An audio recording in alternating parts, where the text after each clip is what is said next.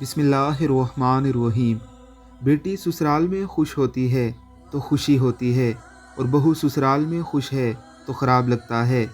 दामाद बेटी की मदद करे तो अच्छा लगता है, और बेटा बहू की मदद करे तो जोरों का ग़ुलाम कहा जाता है। बेटी अगर बीमार हो जाए तो दुख होता है, और बहू अगर बीमार हो जाए तो बहाना लगता है।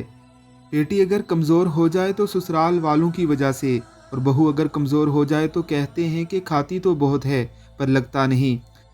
बेटी को ससुराल में अकेले काम करना पड़े तो ख़राब लगता है कि मेरी बेटी थक जाएगी, और बहू सारा दिन अकेले काम करे तो फिर भी बहू काम चोर कहलाती है। बेटी की सास और नंद काम नहीं करे तो गुस्सा आता है, और जब अपने घर में वो बहू की मदद ना करे तो वो सही लगता है। बेटी के ससुराल वाले ताने मारें तो गुस्सा आता है, और ख़ुद बहू के मैके वालों को ताने मारें तो सही लगता है। बेटी को रानी बनाकर रखने वाली ससुराल चाहिए, और ख़ुद को बहू काम करने वाली चाहिए। लोग ये क्यों भूल जाते हैं कि बहू भी किसी की बेटी है।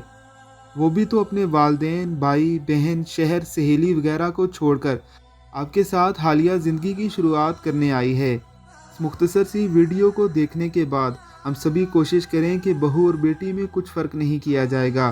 तभी ये दुनिया बदलेगी और समाज बदलेगा, और आपकी बेटियां भी ससुराल में खुशी से रहेंगी। अल्लाह हम सबको तौफीक अता फरमाए। आमीन सुमा आमीन।